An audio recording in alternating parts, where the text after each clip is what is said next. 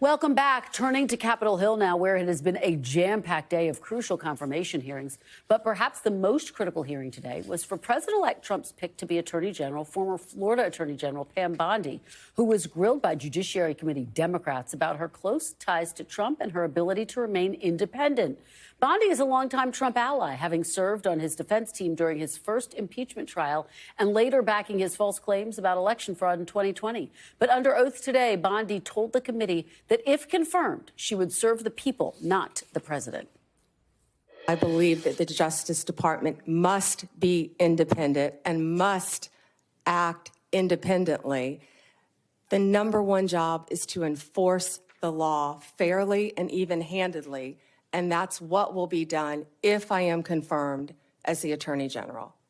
So you will provide an assurance to every member of this committee that the Justice Department will only follow the facts and the law, and the White House will play no role in cases investigated or brought?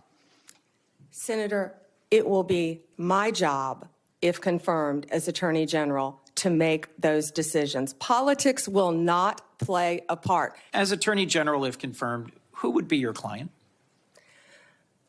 My oath would be to support and defend the Constitution of the United States of America.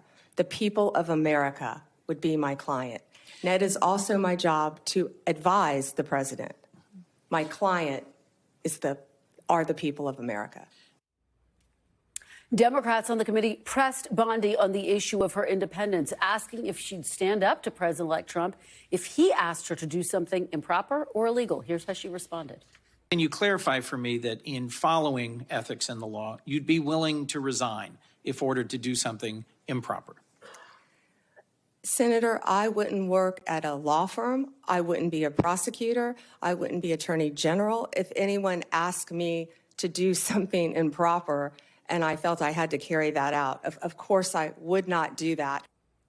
Now, Bondi also downplayed a so-called enemies list compiled by Trump's pick to run the FBI, Kash Patel, who would report to Bondi if she's confirmed.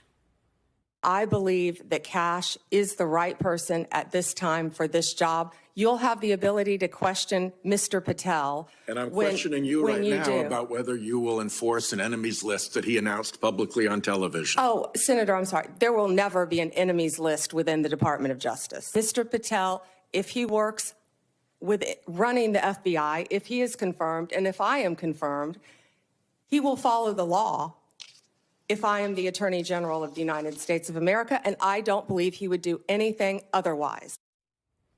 Now, to be sure, Bondi has vowed to investigate so-called bad prosecutors who investigated Mr. Trump, and she did not back down on those comments today, even after vowing to keep politics out of the Justice Department.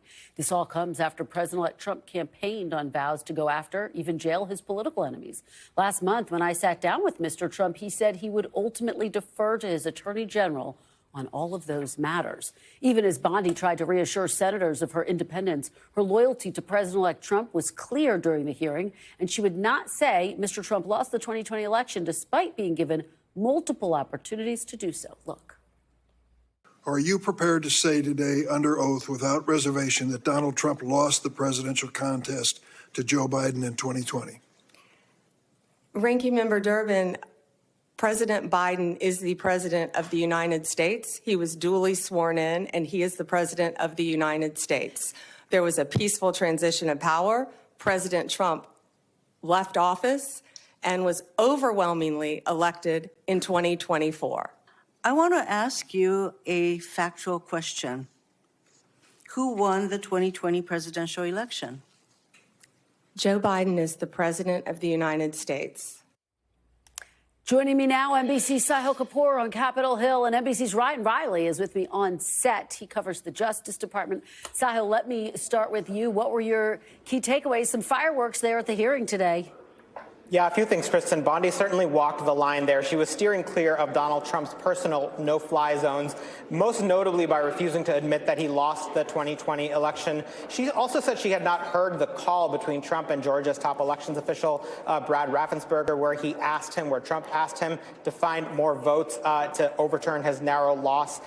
in Georgia. She didn't directly say whether violent January 6th rioters should be pardoned. Again, that's an open question where Trump is going to go with that. And as you just played there, she waffled on whether FBI nominee Kash Patel's comments about using prosecutorial power against the media is something that she would, take a clear stand on, given that the FBI will report to her department. Now, on the policy front, it's important to note Bondi didn't commit to upholding the availability of mifepristone, the abortion pill, said simply she would look at that law. But she did notably respond in the affirmative when asked if she would defend the right of same-sex couples to marry. And she insisted again and again, as you played, that her loyalty will be to the American people, that her client is the American people, not Donald Trump. And finally, she did allow that Donald Trump is ineligible to run for president again in 2028 unless they change the Constitution.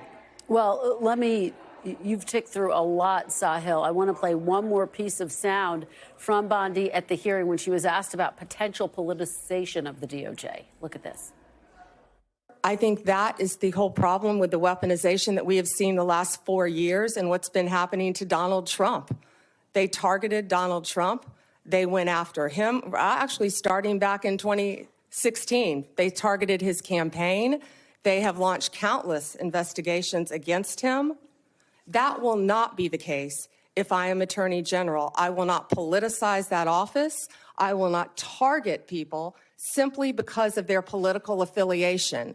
Justice will be administered even-handedly throughout this country. Senator, we've got to bring this country back together. We've got to move forward, or we're going to lose our country.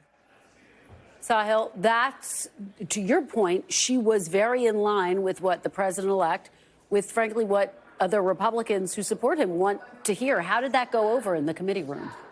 Well, one Republican senator, John Cornyn, literally used the phrase music to my ears to talk about Pam Bondi's testimony. So clearly she was well received by the Republican majority members on the panel. Now, Bondi repeatedly insisted, as you just played there, that the Justice Department was weaponized and it was targeted against Trump. That is simply the price of admission to get nominated by Donald Trump. She wouldn't be standing there or sitting there testifying before this committee as the nominee for AG if she wasn't willing to take that position. And when asked how she'd react to potential illegal order by Donald Trump, she didn't say, she only refused to accept the premise that Donald Trump would ever do that. The big question I have here, Kristen, is that if confirmed, does Bondi take her cues from candidate Trump, who did run on a platform of retribution, or does she take her cues from President-elect Trump, who, of course, told you after the election that his retribution will be his success? That is the open question that I think a lot of Democrats were trying to get an answer to, and I don't think they were particularly satisfied.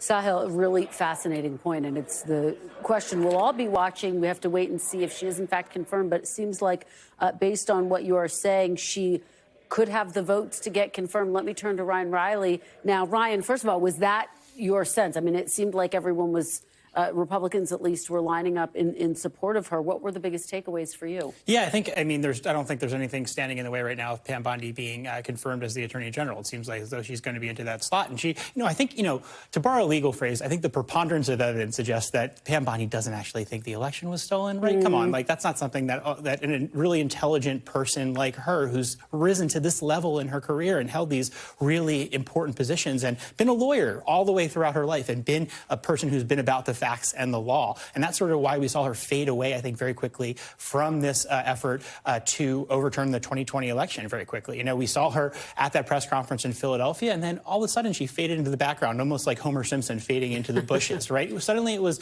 Rudy Giuliani doing the Four Seasons total landscaping thing. And I think it's because she wanted to maintain a degree of, be respected by her colleagues. And that was not something you can do. You cannot be respected by your colleagues and also oppose just basic common sense and facts. So let me ask you about, in terms of what we heard today, you've reported so extensively on January 6th. You've written about it. What did you make of her response when she was asked about President-elect Trump's plans to pardon some of the January 6th rioters, those who've not only been convicted, but a lot of folks who've pleaded guilty? He told me, yes, he's going to look at each case individually, but he also said even some of the people who pleaded guilty did so under pressure, and so he's open to potentially pardoning them as well. She claimed she wasn't entirely clear on everything that he'd said about this. Yeah, one of the fascinating things is after your interview, I got one of the most agreement I've gotten through such a wide spectrum of individuals. Everyone from January 6 defendants to Donald Trump supporters to online sleuths who have identified hundreds of these people to members of law enforcement said it was abundantly clear to them that Donald Trump had no clue what he was talking about when it came to these cases individually. He just doesn't have the basic education about them. And so I think that that's what's, going to be this big question going forward. She's trying to figure out where his lines are, what he's ultimately going to do, because I think behind the scenes there's this effort to educate Donald Trump, because I don't think he's seen a lot of these really vicious videos of members, and obviously that's going to be really difficult for Republicans to defend if one of our colleagues can walk up to a member of Congress and say, hey, are you okay with this person who's slamming this officer in the face getting pardoned? You good with that? That's going to be difficult for them to overcome. This is going to be a hurdle for them in the next midterms. If that's something, it's a vulnerability, I think, for Republicans. So I think there is this effort right now to sort of pull back Donald Trump from the line, maybe throw some cases at him that he can pardon. There are about 700 cases that he could pardon that would have no practical impact, so he could get a big number there. I think that's what's going on sort of behind the scenes here. Ryan Riley, great reporting as always. Thanks so much for being here. Appreciate it. Sahil, thank you from Capitol Hill. Appreciate it. I know it was a busy one there. Coming up next, my one-on-one interview with the father of an Israeli-American hostage who is hoping that his son will be coming home as part of this just-announced ceasefire deal between Israel and Hamas. Stay with us. You're watching Meet the Press now.